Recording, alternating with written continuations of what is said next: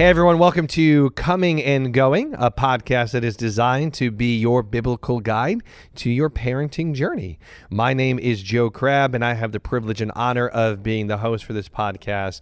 My background is I have been in student ministry, in kids ministry, family ministry for the better part of 2 decades here, and just have the opportunity to be a voice in the conversations that we look to have month in and month out with other pastors, parents, experts in the field as we look to come alongside you, the listener, and those that you choose to share this podcast with, to be a source of encouragement, to equip you, to empower you, to remind you that you are not alone as you are coming and going. And like I shared at the top of the episode, to be a biblical guide, to always look to point back to the truth of God's word as we look to honor God and the good gift that he has given us in our children. And so thank you so much for taking time out of your day to listen to the podcast. We hope that it's an encouragement to you as we share of the mistakes that we've made, the grace that we've received as we look to honor God through our parenting. And as you're hopping in on this particular episode, this is done in a string of episodes, a little series we've been doing on parenting through the phases of life that our kids go through. So obviously we started where it all begins with having Brittany Compton Robertson talk with us about that first phase, 5 and under, and then moving on to the elementary age phase with Josh Miller. And now today we'll be working through the middle school phase. What a time to be alive.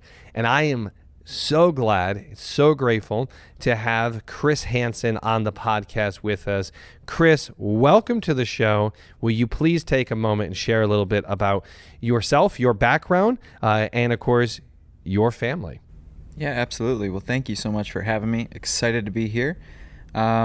Little bit about me is my wife and I have been married now coming up on 14 years. So we have 4 children together, ranging from the ages of 11. So we're in the middle school phase as parents. No, I'm so sorry. 12. Yeah. As we are recording this. She just turned 12 this week. Yeah, wow. Yeah, you have 4 kids. So you're what, like 100 years old? So. Just under. Yeah, no. Chris and I were just talking the other day. He was saying because he has 4 kids, people think that you've got to be in your 50s.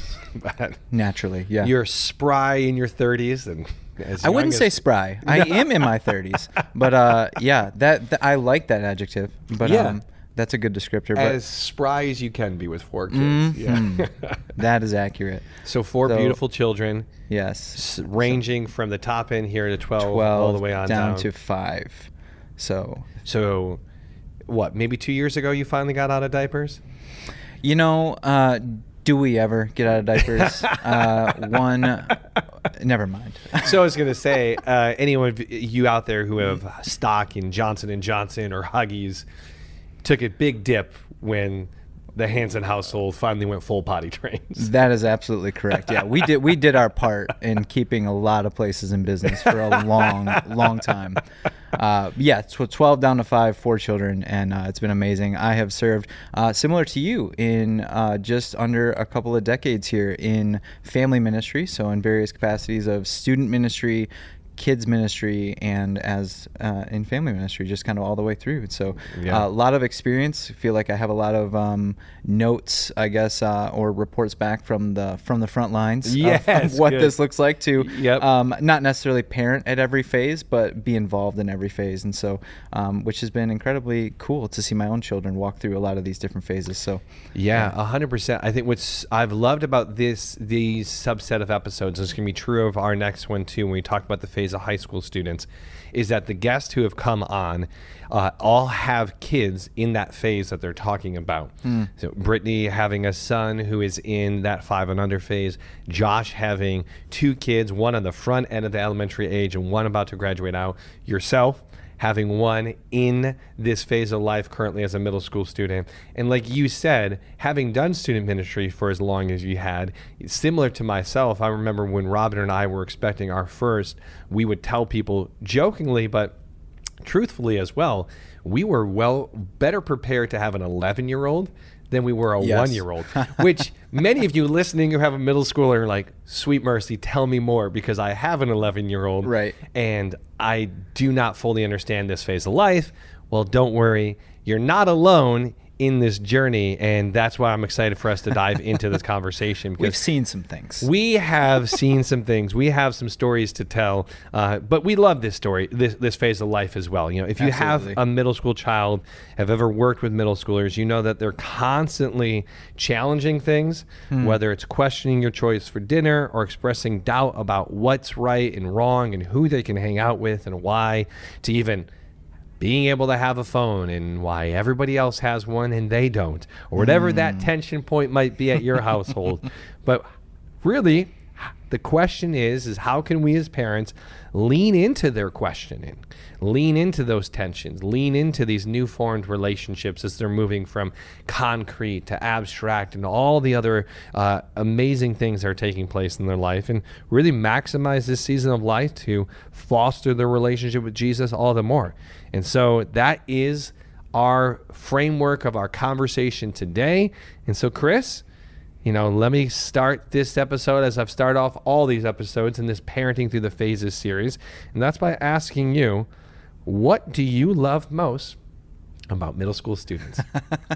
There's so many things to love. As you know, they're moving. We're kind of in that phase where they're changing out of the last few bits of childhood that we hold on to, and there are babies and there will be our babies forever, but they're phasing out of that and into kind of the first stages of adulthood and what this is going to look like. And so it's that in between time, and it's so much fun because there's a lot of firsts, but there's a lot of lasts, and as there is at every phase, but you get to see a lot of that kind of move into the clunkiness of them discovering what this is going to look like and discovering their bodies are changing and growing and all of that. And so they're bigger toddlers and kind of discovering that they can do these things. And it's a perfect depiction. As you know, we have opportunity to do ministry directly within the hallways of a couple local schools. Yes. And of middle schools. And big toddlers is how it feels sometimes navigating the hallway, because they have no bodily awareness. They're like deer on the ice or whatever. And I've been bumped and bruised many a times in those hallways. So big toddlers. Yeah, which is toddler phase is fun though, It is fun. It is fun. And I think one of the things too is as they're growing, I usually tell people, this is an audio podcast here, so you can't tell that I'm roughly 6'5". But no, usually by the time they enter middle school, I'm like, okay, this is great. And then by the time they leave middle school, I'm like, they are much taller than I am at this point. Yeah. And so I'm getting that even as my daughter is growing. They're I'm always like, so tiny when you get them so to 5th to 6th grade. That first Wednesday night we'd see them on. So they're starting to discover things, and you get to kind of discover that too. And there's some things that as a parent, you kind of move into that phase where, and I'm not saying you fake it early on, but there are moments where you do have to, when they have TV shows that you're like, you got to pretend that you're into and that kind of stuff. Now we're getting into some Dude Perfect YouTube clips and that kind of stuff. Where it's like, okay, we can watch this together. This is fun. This is entertaining. And I was entertained by many kids shows, so I do want to clarify that. But Bluey is one of the best things to ever happen in TV in many ways. But you just get to discover some more things that you enjoy together. That's true. And so, which is really, really fun. That's really cool. And so there's old movies that you can start to, now they're getting to an age where you can probably start to introduce them to more and more things that you liked maybe as a kid or stuff like that. So there's a lot that you can have in common, and you can kind of rediscover your own, that wonder that you had at that age. So it's a fun time to kind of move into that. And they're asking these questions of, I think our kids, if we've told them that we've loved them over time, I think they understand that, hey, that my parents love me. But now they're moving into that phase like, well, do my parents like me? Do other people like me? Which is a difference between feeling loved and do they like me for who I am? And they're discovering their identity. And so as they're trying to figure out who they are. Absolutely, because they're trying to come across all of these things, and all of their thoughts are kind of changing. And so we get to kind of spend some time with them and give them the attention I think that they deserve and that they're asking for. And it's tons of fun. What I love too is that we probably just took the last 2-3 minutes and talk about what we love about middle school students, which, as we know, for most in our society, is that middle school students are in this weird phase of life where most people find them to be annoying, obnoxious, and even in teaching middle school students. My first role in ministry was as a middle school director, overseeing the middle school ministry here at Woodside, and in teaching middle school students sometimes about them understanding the value and purpose that they have and being created in the image of God in this particular phase of life. I would just use the example of like, hey, if you go to Google and type in middle school students are, and let autofill do the rest, you get things like obnoxious, annoying, awkward. And so oftentimes that's what they think of themselves, because that's what others how others treat them, whether adults or older siblings or so on and so forth. But what we just did, and just saying, man, this is actually such a beautiful phase of life, in some regard made all the more beautiful because people don't expect as much from them.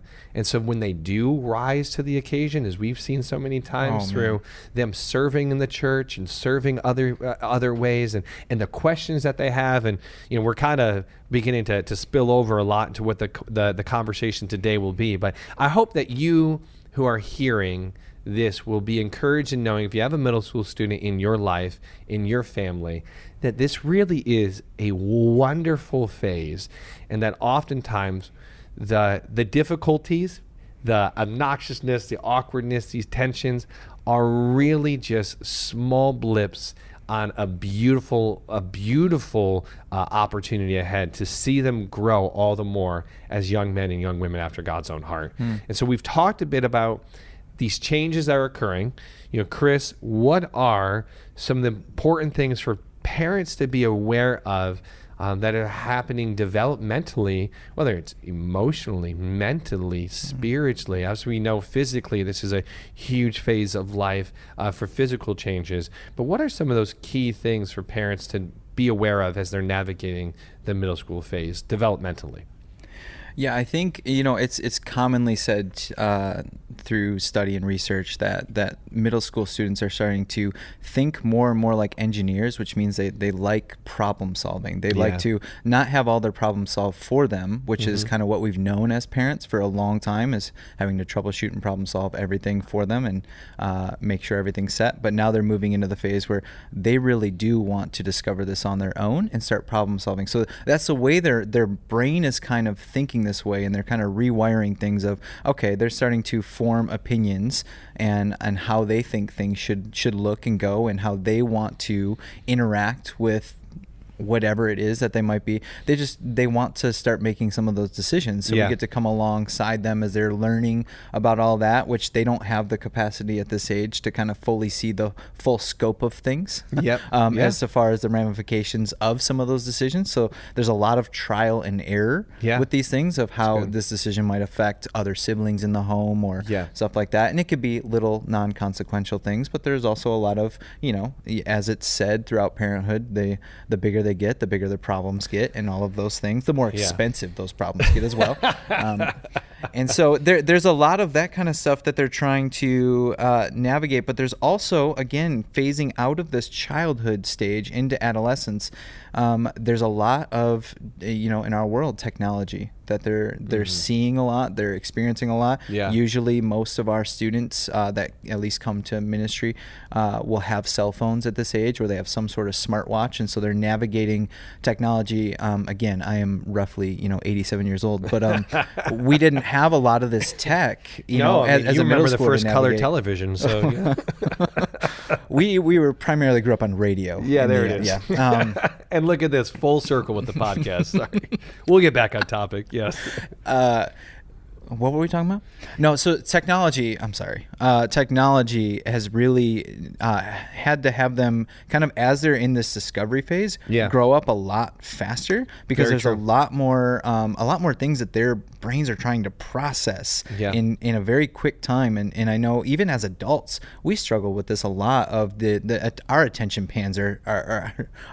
spans are shrinking. They're getting shorter and shorter. And so for middle school students who are just kind of in this discovery phase, I think there's a really important line that we have to start setting as parents to create boundaries for what's healthy and what's not when it comes to technology usage, because I think there are some long-term effects to, you know, some of the things that they're having to deal with and navigate. 100%. So, yeah, it's crazy out there for a middle schooler. It already is, and so we're adding in a lot historically. Historically, this is a tough time of life, and but it's a fun time. Yes, Chris, you bring up your points make me think of two things. The first being, actually, now we had to cut because I completely forgot what they were. Gosh, what was I thinking? That's okay. I think I said attention pans. So we'll edit that out. Okay, yes. All right, here we go. Chris, your points make me think about two things. One, where you said this is a time of trial and error.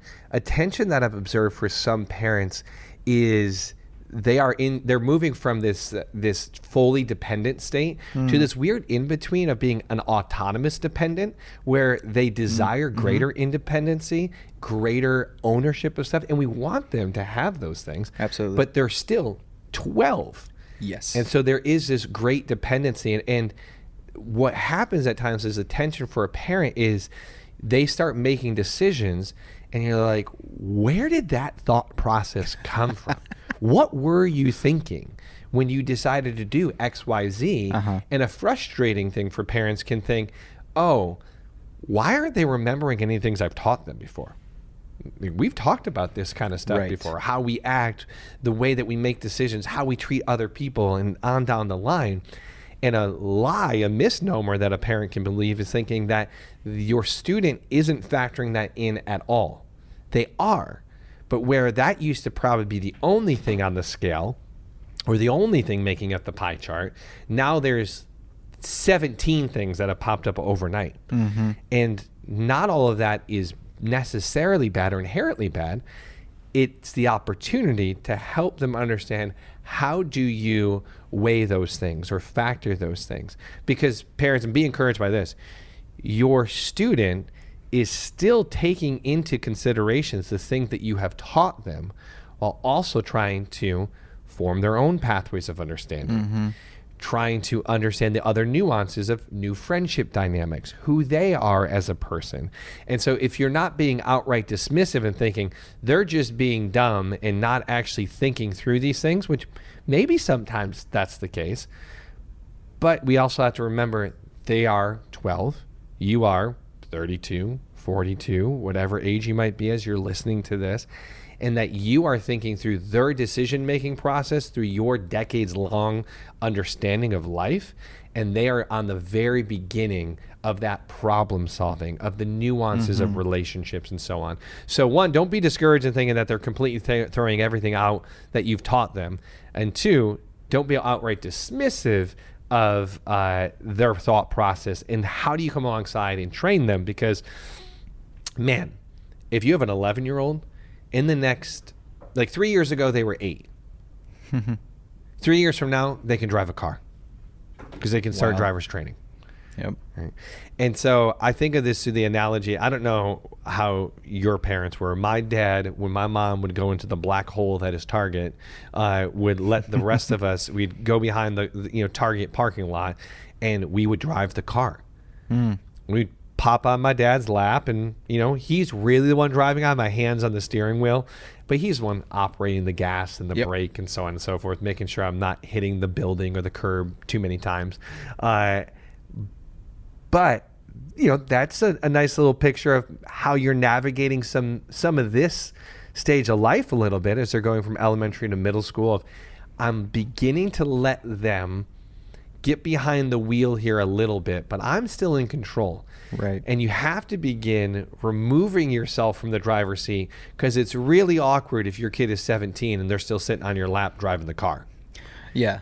Makes for a funny visual. Very funny visual. But yes. But principally, there are so many of those things in life in which we either have not trained our kid to drive the wheel of that decision making, and we're still doing it ourselves, like we're the ones in control and they're fighting for that control with us, or we've just thrown them the keys and said, all right, best of luck. Right. To your point here on technology as well, it's like, okay, we know that there are things that are coming down the line. 3-4 years from now, they're going to be driving a car.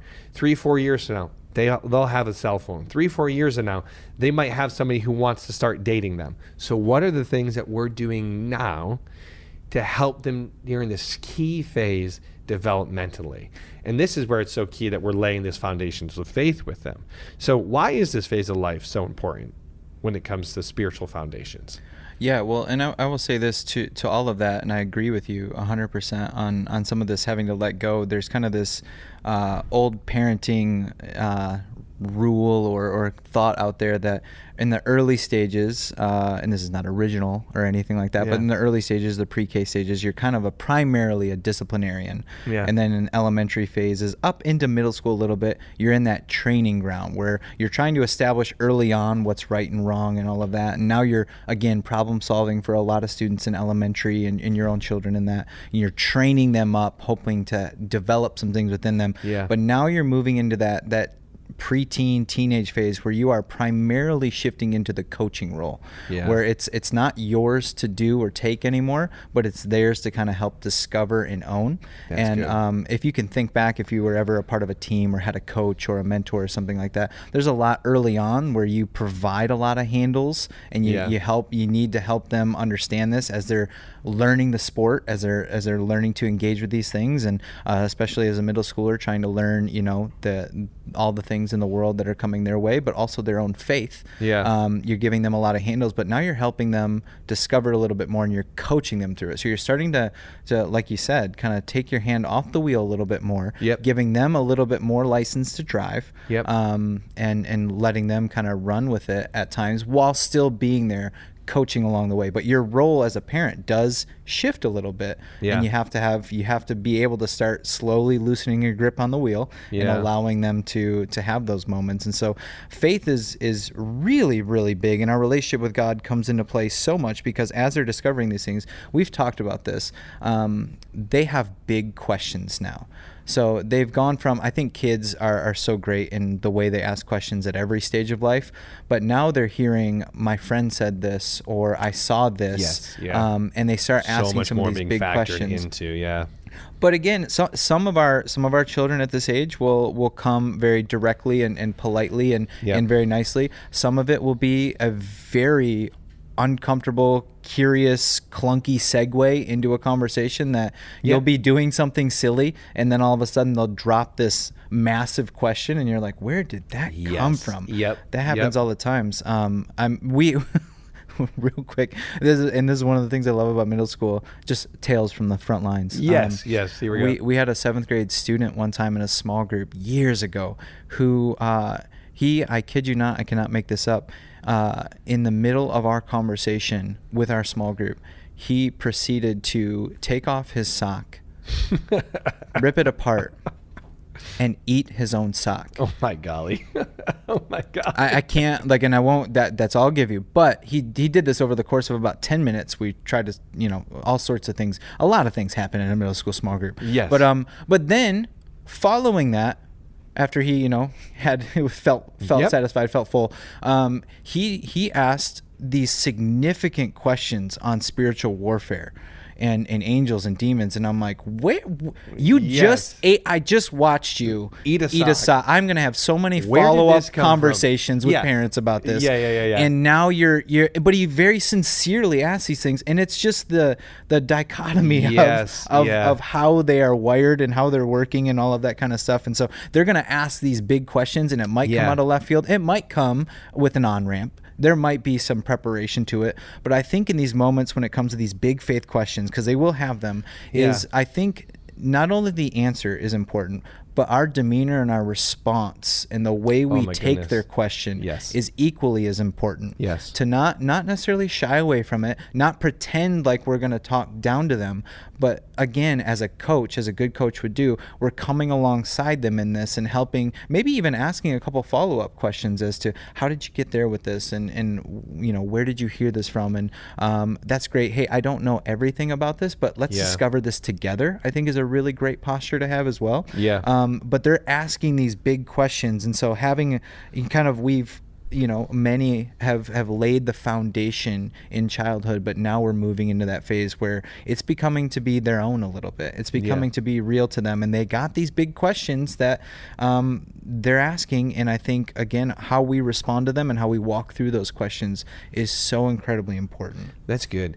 I hope if you're listening, what you're encouraged by is knowing these things that you're experiencing, some of the tensions that you might be having, are completely normal. Oh, yes. And that's really why we want to share some of these principal observations that are occurring, that, hey, some of the tension that you're feeling as you're trying to let go of the wheel a little bit, or understand some of the thought process of decision making, that these are normal things, and you're beginning to navigate through them, coach through them, where perhaps you were very direct prior to. Now Right. is an opportunity that you are, as you're raising an adult, is giving them a better understanding and helping some of those thought processes be refined.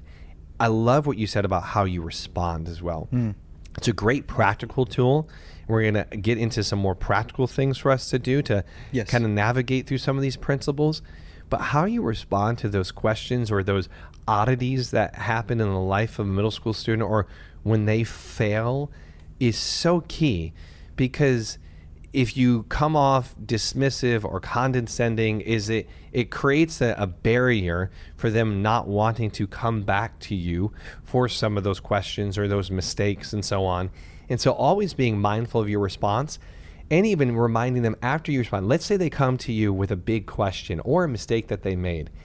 After you address that graciously, pointing them back to the truth of God's word, doing the correction that may need to occur, occur, is even saying, "Hey, I hope what you also see through this is how I responded." And whether maybe you responded poorly, and you say, "I want to own the way I responded, because that's not how I want to respond." Or if you responded well, also point that out, not as a way of championing yourself. Hey, aren't I awesome? It's saying, that's how I always want to respond. When you come to me with those things, I want to be open. I'm going to have to correct you on some things. I think that's sometimes why you're coming to me, is because you're looking for clarity. You're looking for next steps. You're looking for help. And I want to be helpful. And some of these conversations might be awkward.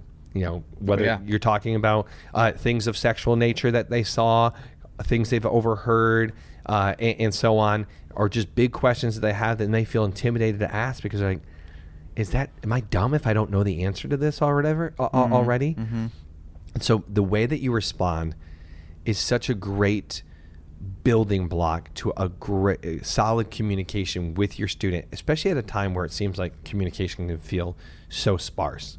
So I appreciate that practical point. And what are some other practical things that parents can be doing in this phase of life with their middle school student to help build that relationship and help them grow spiritually as well?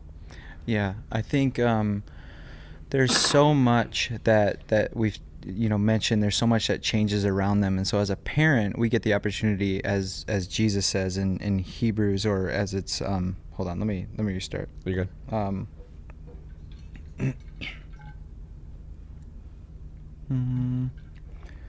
We went with that.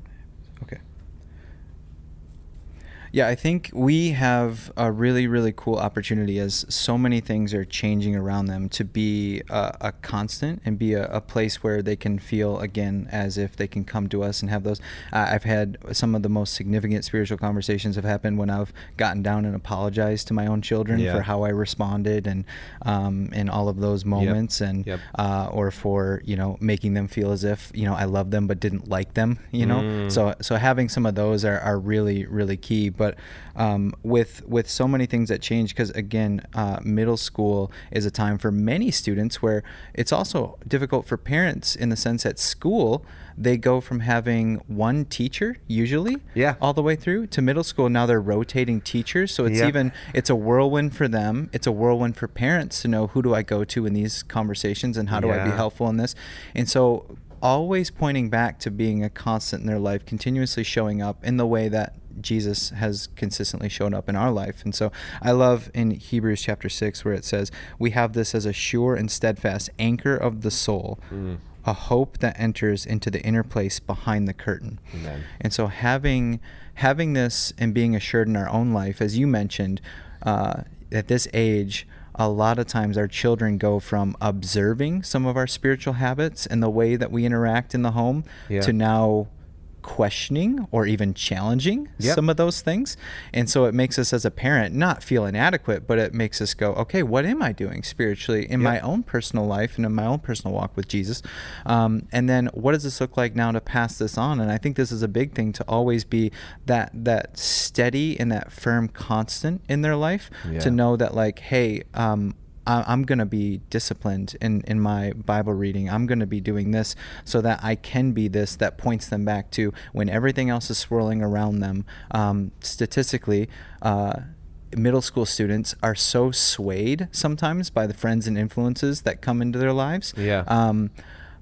But statistically, about 1% of their friends that they have in 6th, 7th grade will be with them through graduation of high school. That's wild. Isn't that? But 100% of the friends and influences they have right now can sway them. So less than 1% stay. 100% can sway. I like that little rhyme. That's it helps me. Good. Which is a tough thing too as a parent, because you have that information, or we can see it anecdotally in our own lives. Yes. But for them as a It's 6th grader, everything 7th they grader, know. It is they're their like, world. Yes, absolutely. We're going to be best friends forever. Now, and I do think the church, and in a lot of ways, can help shatter some of those statistics. And I've seen, I've seen students stay friends for a very long time. If I looked at the friends I have long term, they've been ones that have been established through the church. Yes. And I have a dear friend that I've known since middle school time that we're still close. But we know for many of them, as they're in school, yes, that's so much of a pressing time because they're in there 40 plus hours a week, right, with those people, right, who they think they're going to be with forever. Right. Absolutely. So it's their whole world. It's their perspective on how they're making decisions and all that kind of stuff. So we constantly have to point back to the truth of Scripture and the fact that Jesus is our foundation and is going to be the anchor in the storm. You know, every cliche is a cliche for a reason, and it's there, and that's absolutely true. And so we need to be modeling that as best we can as parents. And so one of the things that I think our children we can go through, and there's so many different ways to go through different Bible studies, and there's so many resources out there, and I think it's not a one size fits all. I think there's so many different avenues that parents can take to how they'd like to maybe encourage or challenge or invite their child into a reading program or a Bible reading opportunity, and that there's so many different options out there. But I think the biggest thing is, what are we doing with that? Are we having check-ins with them? Are we talking about it? One of the things that has worked greatly for our middle schooler is specifically, so I have 3 girls and a boy, but with her, she has a prayer journal that she goes back and forth with mom about, and so they spend a lot of time kind of writing in that, and she'll write things, and that's awesome. But then we have times where we can come alongside, ask for prayer requests, and pray for her, and then we have moments where we spend time, and I'll ask her, hey, what are you reading? Oh, I didn't read today, but this is what I have been reading. And our oldest, and she's the firstborn responsible type, so I know that every one of my children and every one of all of our children have their own personalities, and will navigate middle school life in a very different way than the next. But she's always been kind of on top of it and everything, which has helped us be in our own discipline as parents, to say, okay, what am I doing in the Word? What am I? And then, but I would say one of the biggest things, and I think sometimes as parents we get uncomfortable with it, but raising a middle schooler, we have to really embrace the uncomfortable. And so we need to be okay with almost even at times having clunky segues into, hey, what did you see God do today? Like, how did you see God work in your life? Asking those questions, because you know what?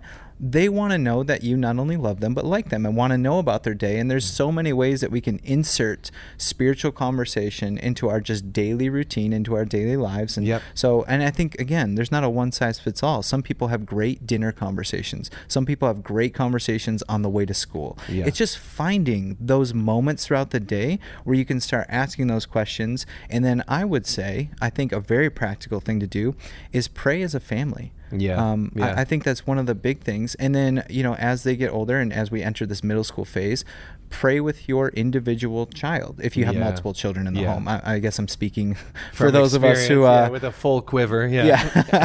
But spending time one-on-one with them and asking what we can be praying for and what things are. There is never a problem that is not a prayer problem, right? So I mean, it's always those things that they're navigating. How can we go to God in prayer, and how can they know that parents are willing to sit down and get in those moments with them and pray with them, pray for them, guide them to scripture, and then also have the ability to say, I don't know, but here's what I do know. Jesus is our anchor, and he is always our constant, and he loves you no matter what. And just pointing back to all of those things, that what is true in the midst of the chaos that is middle school age. Yes. And asking even that practical question, knowing, hey, for some, these questions and conversations happen differently for different students at different phases, but saying, what am I doing today to invite in a spiritual conversation with my student? Or knowing that the questions that are asked might be a springboard into saying, let's do a study on that. This is a great book of the Bible that covers a lot of the topics that you've been going through currently, a lot of the phases of life you've been going through. Or this is an area of faith that you're trying to get a better understanding of. Let's go through this particular devotional together, or this particular book of the Bible together. And then obviously we know a big part, and this is where church also gets to partner with parents well at this phase of life, is empowering them and encouraging them to serve. As we know, as they have such an opportunity and an eagerness and availability to do so, is how are you serving as a family, and how are you encouraging your student to serve? And I love what you were saying with how you're doing this with your daughter in regards to the spiritual discipline of prayer, is that you're providing a way for her to take ownership of it. Right? And we see that. So, I mean, serving is such a huge way in which we're able to do that. And so share a little bit about the ways that the church can best partner with parents, and the ways that parents should be looking to partner with the church in this phase of life. Yeah, I think one of the big ways that parents can really help play a big role in what's going on and are the future of their child being involved in church and serving in churches. Oftentimes, it's more caught than taught, is the age-old phrase of we want our children to be serving in the local church. Usually that happens because they see others that have modeled that, and so a great way to do that is to jump in and be serving. I know now not every family has the ability to serve every single week or do all of that, and I'm not saying you need to be in the trenches of anything, but I think it's modeled oftentimes in the parents of what this looks like. Well, what you're saying that too, as I know we're talking about doing this directly in the church, but talking about serving, I think as well, your oldest daughter is on a soccer team, and as we know, many who are listening, their kids are in some sort of organized activity. But even saying, hey, how do we approach this in a way that we're serving, right? Oh, yes. Saying, for a middle school student especially, knowing they're in the phase of life where they're going to have even more opportunities come their way, how are we laying a foundation of decision-making, saying, if we're saying yes to this, we know that we're saying no to something else, but anything we say yes to, we want to make sure it's something that God is leading us to, and we have an opportunity to share the gospel in word, in deed, how we're serving people as we're a part of this team, this play, this service opportunity. So we don't need to just relegate that to, we're serving together on a Sunday morning in kids ministry as a family, which is awesome. And this is a way for sharing the gospel. But then how are we doing it with the soccer team that we're going to spend 48 hours with this upcoming tournament? And that's a part of the community that God's allowed us to be a part of. So parents, even instilling that principle with your kids and your students early on of us saying yes to something needs us to be saying almost a gospel yes to it. That we know that this isn't just the opportunity to get a scholarship, have fun, do something that we love, all good things, but there are opportunities for us to serve these people by sharing and showing the gospel in a number of different ways. So just as you were saying about serving, we got to remember this is such a phase in which it's not just about being involved in the church, but like you said, schedule wise, that can be difficult at times, should still be prioritized. As we know, it's important because If friendships are going to go, soccer teams are going to come and go. Yes. But we want our kids when they're 22, 26, 46 to be a part of a viable Christ-centered community within the local church. So what are other ways that we can see families partnering well with the church in this phase? Yeah, I love all of that, and I would say that is how we approach you know, our time with soccer and soccer friends and the different experiences that we've gotten to have with that. And one of her closest friends on the team just celebrated and went through Ramadan, and so we were, you know, it caused a lot of questions. Spiritual conversations, and we've you know, we take her home, we drive her to practice sometimes, and they'll have questions you know, together. They'll be we'll hear them in the back talking about fasting, and it's like, okay. And so like, and Evie's asking these questions, and she's asking questions of you know, of her, cool. and it's a very, very cool thing. And it's you know, we use it as a sense of, you know, we don't have a goal of at this time we're gonna say this or do that. We're just trying to love them as Jesus would love them. Amen. And we're building that relationship, and it's been just a beautiful thing to be able to walk through. And that is a way that we are helping our kids understand what it means to serve where we are and where God has us. And so it's a really amazing thing. I think one of the things that as parents, it's oftentimes we want to be the biggest protector of our kids and advocate for our own kids. I think it's important for parents to also be a protector and advocate for their church and their church leaders and those that get to come alongside their students. And you know, it changes church to church and organization to organization of what it looks like to come alongside a student. Some have small group settings, some have different various ways in which that happens. But I think you know, being a partner in prayer for those that get the opportunity, but getting to know those, I think, is really big. 100%. You know, I've seen that before where sometimes we have students that come regularly for years and will spend 90 minutes a week with their small group leader. And sometimes we don't know necessarily where they go home to and all that kind of stuff. And so know that on our end, we want to know, we want to have those, we want to build that bridge. And I think that's a great way to not only, you know, you can serve by stopping by an event and helping out, asking how you can be involved. And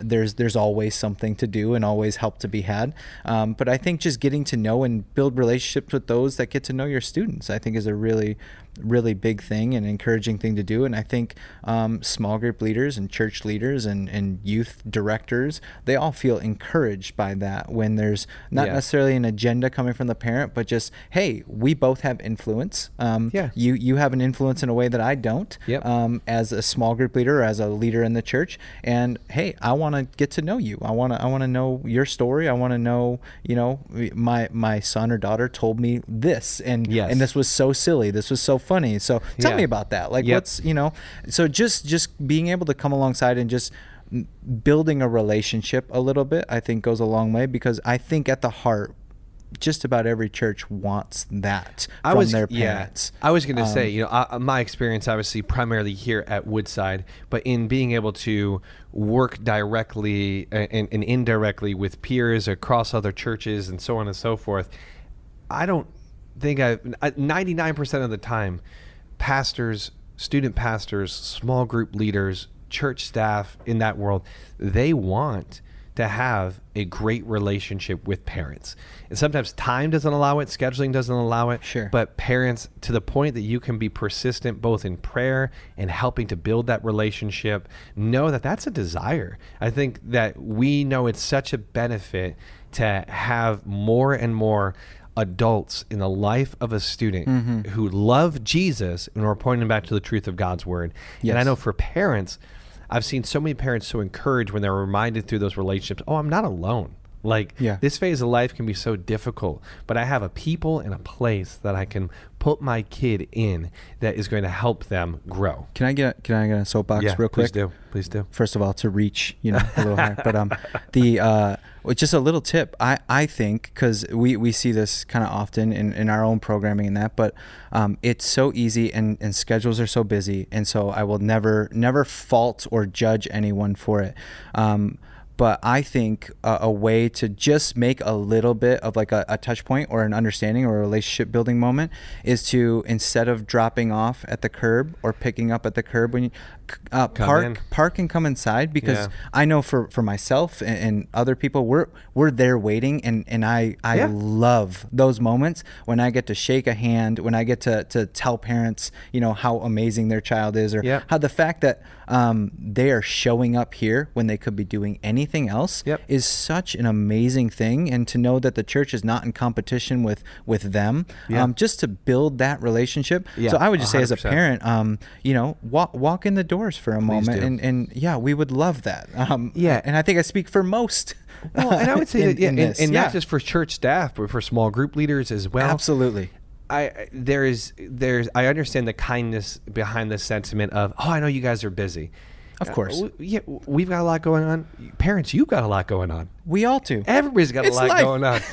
But I know that I got into ministry, you got into ministry because we love and care for people. Yes. And we want to shepherd people. And the meetings that we're a part of, and the logistics we got to think through, and the emails that got to get sent, and so on and so forth, all are important and have value as they point back and serve people. But any opportunity that we have to shake hands and talk with the people and the parents of the students that are in our midst, we desire to do so and want to do so, because it's just a beautiful reminder that we're not alone. And that's one of the many gifts of the church. Chris, this has been awesome. This has been great. I think that you and I could talk for hours on end about middle school students in this phase of life. We have 4 more, right? 4 more hours? Yeah, we have 4 more hours here. But I want to at least give you opportunity as we kind of formally wrap this point. And knowing, hey, parents, as you're hearing, this is always an ongoing conversation.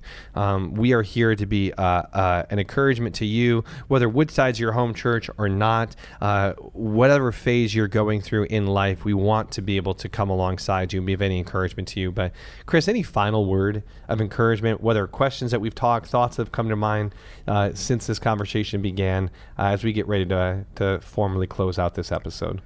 No, I would just say as a parent, look in every way to embrace these years. Amen. Just enjoy the awkwardness. Lean into it. Embrace it. Try to remember what it was like as a middle schooler. Lean into it. Don't make fun of it. Don't make fun of it. Absolutely. No. Don't make fun of it. But embrace their curiosity. Embrace their goofiness. Embrace their big toddler selves trying to figure out life in this new way. Get goofy with them. Goofy with them. Absolutely. Have fun. I mean, this is if we allow it to be, it is such a fun age to parent. Amen. It really is. And so I would just say embrace every bit of it and always point them back to God's truth. Chris, thank you, man. You're a gift. I really appreciate the conversation and who you are as a father and pastor. And so thank you so much for joining us today. Thank you all for listening as well. We hope this has been an encouragement to you. And please, as always, share this with others, especially those that you know who are regularly in the life of middle school students, or, of course, have a middle school student in their home. We hope you also tune in to the next episode in this little series as we are with Dr. Kara Powell, as we talk through parenting through the phase of high school with your student. And so, again, thank you so much for tuning in. Know that we love you, we're praying for you, and we are here for you as you are coming and going.